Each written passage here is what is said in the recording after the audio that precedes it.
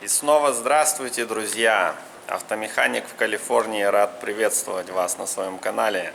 И сегодня мы поговорим о скрипе, о свисте тормозов и тормозных колодок. У меня за спиной вы видите Volvo 850.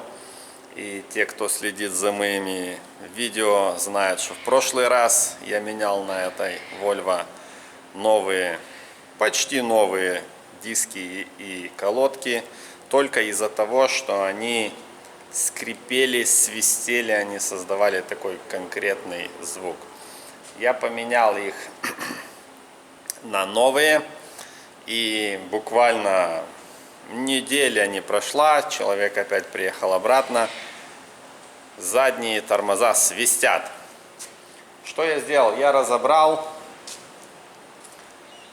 и один суппорт был немножечко зажат, то есть одна колодка была зажата. Я снял пластины, которые идут под колодку, такие тоненькие металлические пластины. Я просто снял эти пластины, удалил, потому что одна сторона была очень зажата. Собрал все на место, проехался, никакого звука не было. Через 2-3 дня человек опять приехал, и он едет, и я слышу этот свист. Ребята, свистит, как будто, я не знаю, тормозит вагонный состав. Я уже не знаю, что это может быть. Возможно, это силикон, которым он брызгает эти колеса чуть ли не каждый день, тем самым напыляет этот силикон на тормозные диски. Я не знаю. Что я делаю? Я поставил сюда такие пластины под колодки. Я уже не буду сейчас ее снимать, но смысл в том, что эта пластина, она покрывает только середину колодки. Тем самым, когда суппорт на нее, поршенек на нее давит, она давит только на одну часть колодки сначала. И еще что я делаю, я снял диски, и сейчас я буду протачивать новые диски. Смотрите, ребята, это новый диск, который я поменял неделю назад. Этот новый диск. И вот я снял с него небольшой слой. И видно, что, несмотря на то, что он новый, он уже кривой, он неровный. Кроме того, новый диск имеет такие насечки веером. То есть нарезка на завода. И я сейчас пытаюсь снять хотя бы первый маленький слой, просто в плане эксперимента, для того, чтобы посмотреть, что будет происходить с этими тормозами. Тормозные колодки покупали самые что ни на есть лучшие из того, что вообще можно здесь найти, самые качественные, что колодки, что диски, потому что мы знаем этого клиента, и мы знаем, что он водит эту машину только из дома до магазина, с магазина до дома, а потом из дома к нам в сервис и обратно домой и полирует ее. И вот так вот круглый год я меняю ему масло каждые 100-200 миль. И неделю назад поменяли ему тормоза, и он очень-очень, как говорится, пистов. Приезжает обратно, я слышу этот свист. И такое ощущение, как будто диск входит в резонанс и создается вот эта вибрация, вот такого рода свист, ребят. Пишите, что вы думаете по поводу такого звука, свиста. Это не скрип, это именно свист, резонансный свист, как будто диск вибрирует. Когда вот крутишь по бокалу, бывает, и создается вот такой вот резонансный такой свист, такой вот такая же фигня с этими тормозами. Сейчас я буду пилить эти диски, несмотря на то, что они новые, и буду их ставить на место, пытаясь починить этот долбанный свист. И еще, ребята, вчера я поменял вот эту коробку автомат на автомобиле Ford Northstar. Это такой минивэн наподобие Toyota Sienna. Поменял коробку, двигатель на ней V6. Что произошло вообще, какая была ситуация? Хочу вам рассказать историю про эту машину и про эту коробку.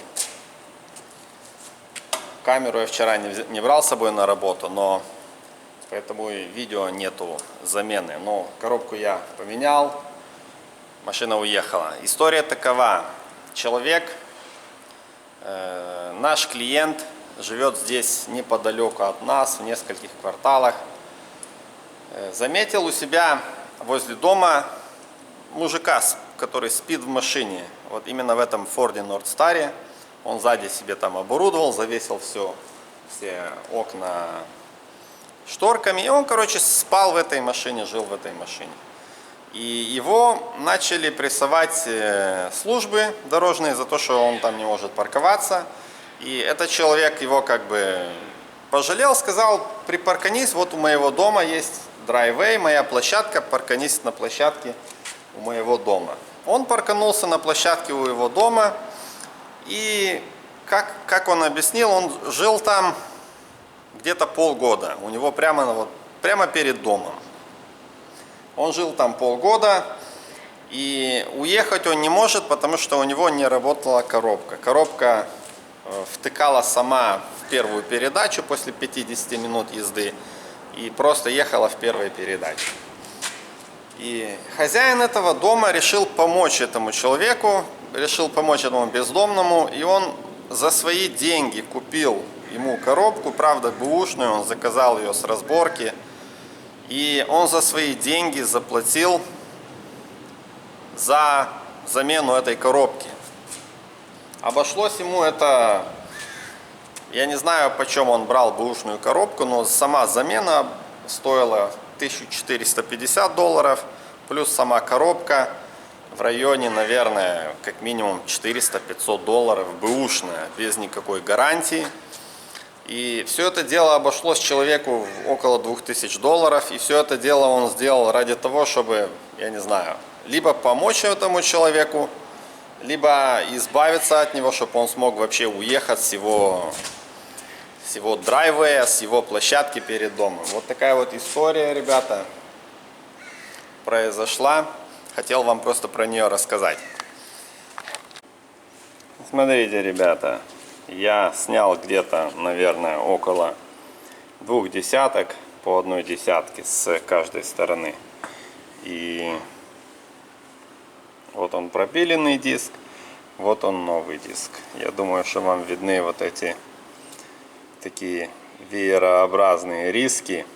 Я не знаю, дают ли они эффект такого звона, такой вибрации, такого скрипа, свиста. Я не знаю, как назвать этот звук.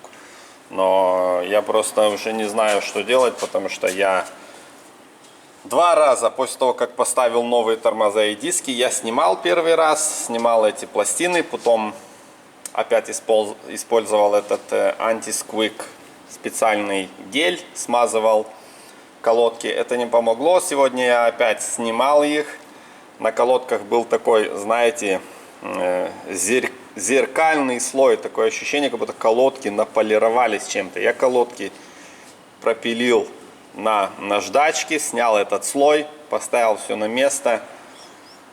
Опять этот же свист, такой конкретный свист. Сейчас я вот снимаю чуть-чуть, стачиваю с дисков и буду собирать все обратно без никакого антисквика, без ничего. Просто поставлю и посмотрю, что будет происходить.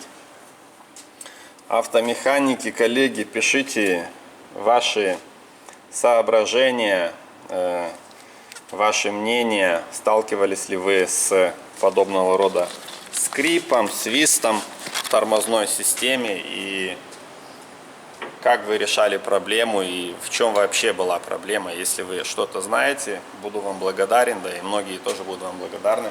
Пишите, как вы с этим справлялись, из-за чего это все появлялось. Возможно, этот свист из-за этого силикона, который он разбрызгивает на колеса. Возможно, свист из-за того, что диск изначально кривой. Возможно, свист из-за того, что материал на колодках такой, и он при касании самого диска создает этот звук. Либо возможно, что в данном случае мне более вероятно кажется, что диск именно вибрирует. Это не свист, скрип от трения колодки о диск, а именно вибрация этого диска, он как гудит, как барабан. Причем на очень маленькой скорости. Сейчас я порежу второй диск, поставлю, поеду и посмотрю, даст ли это какой-то эффект.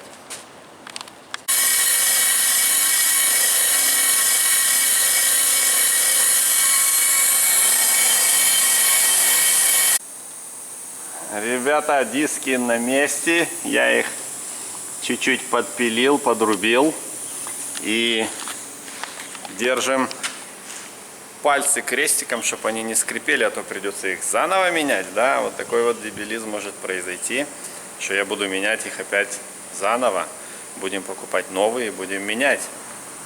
Потому что, ну, нельзя ездить со скрипом. Так что я сейчас все собираю и поеду кататься. Нагрею их немножко, посмотрю, как они ведут себя на холодную. Потом немного проеду, немного их нагрею, посмотрю, как они будут вести себя на нагретую, на горячую. Ребят, кто-то мне в комментариях написал, что Серега, ты, наверное, охренел, когда узнал, что нужно колеса динамометрическим ключом заказывать. Да, я немножко подохренел, но у нас мы это не практиковали. Здесь же я затягиваю всегда динамометрическим колесом.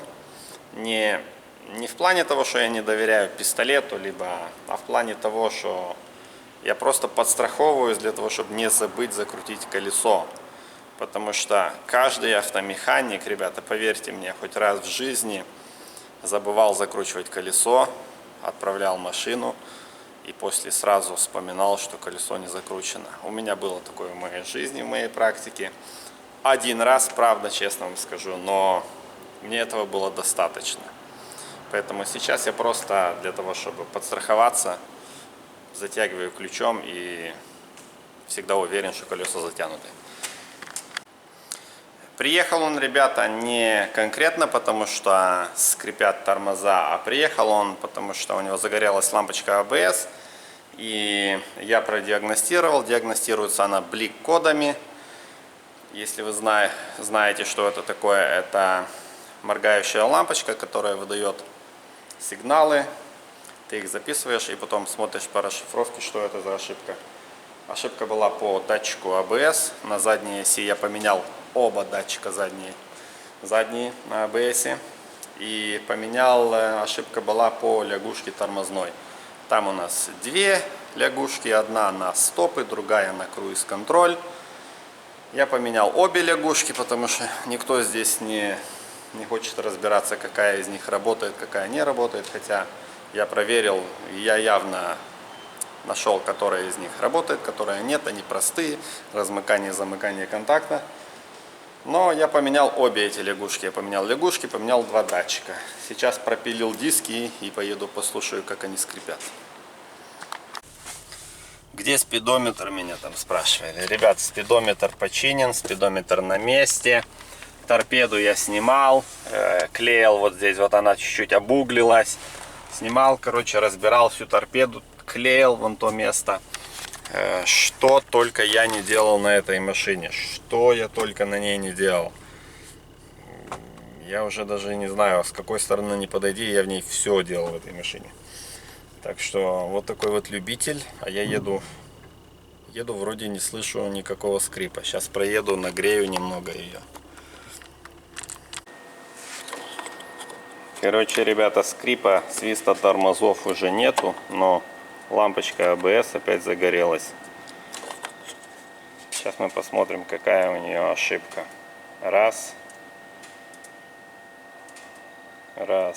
два, три, 4. Раз. Ошибка 1.4.1. Сейчас буду смотреть, что это за ошибка. Тоже связанная с ABS. Значит, по тормозам вроде бы скрип пропал. Я уже доволен, потому что эта машина никогда не выйдет с нашего сервиса. Вернее, она выйдет, потом опять обратно приедет. Вот такие вот дела, ребята. Надеюсь, вам было интересно. Пишите ваши мысли по поводу таких проблем с тормозами. С вами был Серега. Всем желаю хорошего настроения и удачи, ребят. Пока, скоро увидимся.